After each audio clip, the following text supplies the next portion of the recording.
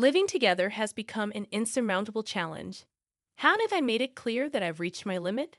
I plead desperately with my wife, Mary, but she merely gazes at me coldly and retorts, "If you have a problem, why did you leave?" "Fine, I'll leave this house."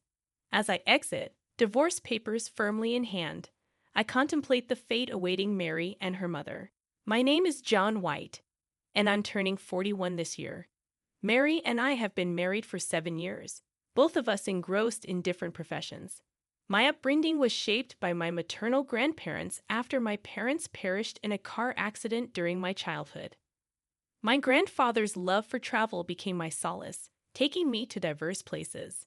Influenced by his wanderlust, I turned my solo travels into a source of income, working as a freelancer and blogging about my adventures. It was during one of these trips that I crossed paths with Mary. Our encounter took place in a bustling bar where she commanded attention among a group of people. Drawn to her charisma, I found myself unintentionally following her with my eyes. Mary, a hardworking salesperson at a brokerage firm, appeared radiant. After exchanging contact information and a persistent pursuit, we began dating, eventually leading to marriage. Even after tying the knot, I continued my blogging endeavors while Mary pursued a career as a company employee. However, the strains in our relationship surfaced when Mary casually assigned me household chores one day, despite my ongoing workload. This situation worsened when Mary's mother, Susan, entered the scene unexpectedly, armed with a key to our home. Caught off guard, I questioned Mary about this intrusion, only to face Susan's disapproving glare.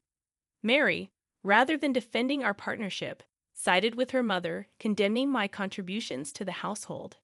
As the criticisms piled up, all I could do was retreat to the silence of my room, my main concern being Susan's influence, as she continued to play a significant role in our lives since the beginning of our marriage.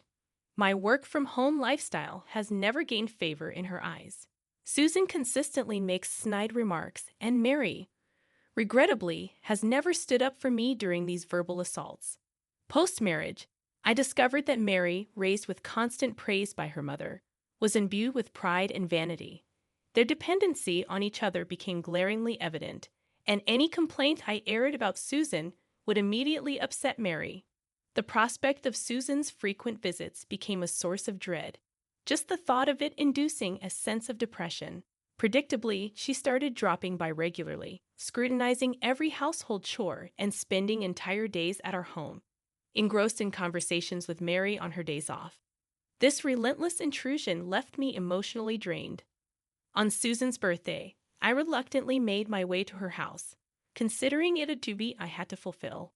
Mary, preoccupied with work, had already left, and we planned to meet at Susan's.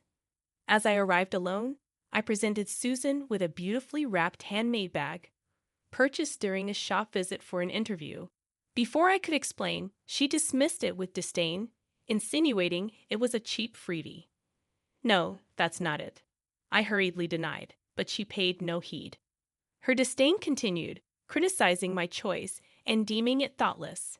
Despite my attempt to defend the thoughtful gesture, she berated me with a sharp look, expressing her dissatisfaction. "Enough already.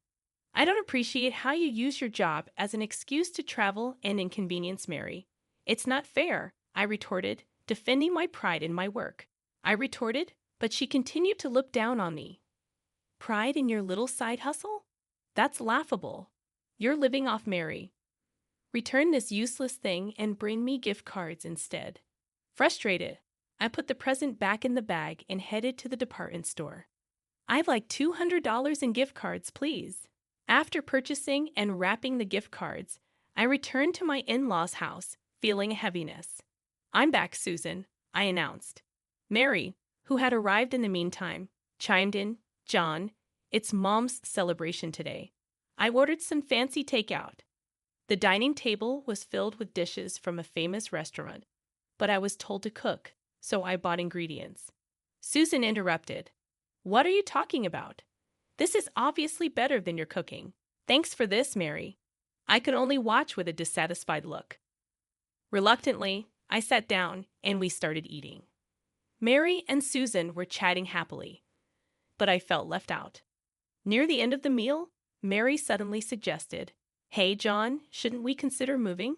There's a new high-rise nearby. Living somewhere with a great view and atmosphere would really motivate me at work." Susan was obviously thrilled, and I quickly interjected, "Isn't our current house good enough?" Mary looked visibly annoyed, and Susan glared at me, pressuring me to agree. Feeling small, I conceded, "Okay, indeed, it's not a bad idea." While proceeding with the arrangements, I firmly told Mary, "I need you to promise me something. Once we move, don't give the key to Susan. I've reached my limit with her meddling. If you can't promise that, we can't move." Mary seemed thoughtful, then put her hand on my shoulder, saying, "Okay, if you say so. I can't help it. I won't give her the key." With her promise not to give Susan a key, I felt relieved and continued with the moving preparations. Months later, we moved into the high-rise. The location was fantastic, with a great view and a luxurious interior. Living there with Mary, I was finally enjoying a fulfilling life. However, the issue with Susan still loomed. "Hey, can I invite my mom over today?" Mary asked. "What? You just invited her yesterday." She started wanting to invite her mother over almost every day. As a result, my stress only increased, leading to more frequent arguments. "Please stop inviting Susan every day." "Why not? You said not to give her a key, so I'm asking for permission." That's not the point. The day after our argument, I had to leave for an overnight business trip for an article meeting. On the day of the trip, Mary didn't say much as I left. I headed to my destination and busily finished my work. Despite the busy schedule, I managed to complete everything and bought some souvenirs on my way home. I realized something was off the moment I opened the door. There was a vase ornament that wasn't there before, identical to one from my in-laws' entryway. A bad feeling crept over me as I went to the living room, only to find it filled with cardboard boxes. "What's this?" I asked. Smirking, Susan emerged from behind the boxes. "Finally back, huh? You told Mary not to give me a key, didn't you? Well, I won't be locked out that easily." Panicking, I confronted her. "Susan, what's all this stuff?" "What do you mean?" She replied casually, "I'm moving in. It doesn't matter if I have a key if I live here, right?" I questioned her about her previous house, and proudly she said, "I've already canceled that lease." Then I noticed a piece of paper on the table. Ignoring me, Mary appeared in the living room, confused upon seeing me.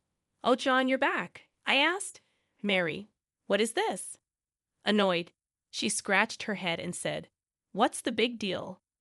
"We have extra rooms." I protested. "I can't live with her. I told you I've reached my limit." Despite my impassioned plea, Mary looked at me with cold eyes and said, "If you have a problem, why did you leave?" Saying that, she held out completed divorce papers towards me. "Are you serious?" "Dead serious. Remember, when you defy me, we're getting a divorce. Now sign it." She forcefully handed me the divorce papers. "That's right. Mary and I will live here, so leave." Mary and Susan said so with a look that said it's obvious. Despite everything I'd endured, this betrayal was unbelievable. In the end, they asked me to leave. I don't need a family like this anymore. Biting back tears in my vexation, I calmly stated, "Fine, I'll leave this room." Susan replied, "Good. Get your stuff and go. I can't wait to see how you manage your life from now on." As I packed, Susan's laughter echoed. Mary avoided looking at me, but I had to say, "Mary, are you sure about this?" She looked at me smirking and said, "You'll probably come back soon. Just cool off." I left the high-rise while Susan was grinning at me, divorce papers in hand. All right, I'll file this immediately, deciding to part ways with my wife and mother-in-law. I moved on a month later, relaxing in my new condo when the intercom rang incessantly. "Who is it?" I asked, and reluctantly, I let Susan and Mary in to avoid disturbing the neighbors. "What do you want?" I questioned with a troubled look. Susan snapped, "What do you mean by leaving that high-rise? It's obvious, it's already been sold." Her shock was evident when I told her the truth. "Sold? That condo was Mary's property, wasn't it? There's no way you could sell it. What are you talking about? I calmly responded. I bought that high-rise myself. Susan looked at me, then at Mary, who stood there pale-faced and motionless. I sighed deeply, looking straight at Mary. Mary, didn't you tell her? She remained silent, avoiding eye contact. I turned to Susan, still confused, and said, You called me a freeloader, but I'm actually the founder of a travel blog and occasionally appear in magazines and on TV. Magazines? TV? Susan gaped at me, astonished. I continued calmly, So, I have some savings. By the way, the gift you rejected because it was cheap cost over $1,000. As I revealed the truth, her face went from shock to anger. Turning quickly to Mary, I added, And about the food delivery on your birthday. Mary paid for it with my credit card. Mary's face went from shock to anger, and Susan, having a surprised look, said, Then you can just buy back the high-rise from him. You're a top salesperson with a salary of over $100,000, right? You must have some savings. Mary remained silent, and trying to hold back my laughter, I told Susan, Mary doesn't have any savings. She's been continuously losing money on stocks. She's almost out of savings. Isn't that right, Mary? Mary's silence and Susan's surprised look continued, and Mary just stood there. I continued evenly. She's been losing money on stocks. She's almost out of savings.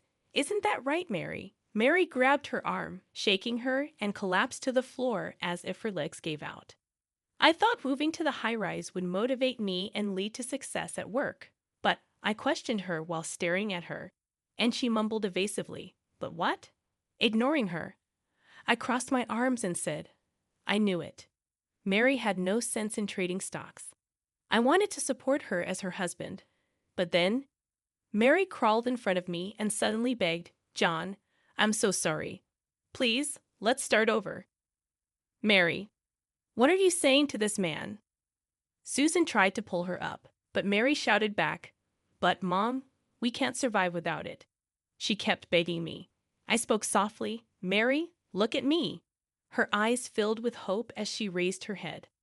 I continued gently, You never helped with household chores, saying it was my duty for my work-from-home husband. I'm really sorry about that. Ignoring her apology, I went on, You belittled me, saying I should leave. And now this. You take too much for granted. We're already divorced. I don't want anything more to do with you. Let's go our separate ways, Mary. As I spoke firmly, she tried to cling to me, but I silently brushed her hand away. Susan, having witnessed everything, cried out in anguish, Wait a minute. What about the high-rise and our luxurious life? That's obviously impossible now, I said with a tone of disbelief. She shrieked hysterically. What are we supposed to do now? How about living happily with your beloved daughter? I suggested. She just gaped speechless. I helped the dejected Mary stand up and ushered them out. The noisy commotion from Susan lingered at the entrance for a while, but it seemed to quiet down when the building manager arrived. Half a year later, I was on a new journey, traveling abroad. The unique freedom of being overseas felt incredibly refreshing. Recently, I received a message from Mary, expressing her gratitude and acknowledging the lessons she learned. Apparently, after being evicted from the high-rise, Mary and her mother had moved into a dilapidated house to pay off her debts from stock trading. Mary worked day and night, and her mother, who had never worked before, took a part-time job in a factory to make ends meet. In her message, Mary thanked me for the lessons learned and the hardship of earning money. I felt a small knot in my heart unraveled. Just a few days ago, after a long time back home, I agreed to go out for a drink with Mary upon her invitation. I might have taken out my frustrations on you, doing what you love for a living. I'm really sorry, she said, apologizing again. That day, I felt like I truly heard Mary's honest feelings for the first time. It's okay. Thanks to that, I'm very happy now, she smiled wistfully. Going abroad again? I asked. Yeah, I'm off again next week, she replied. As we parted, she extended her hand, saying, I'll live as hard as you. Not to be outdone, I shook her hand firmly. Walking home, I thought about cherishing my work and living my life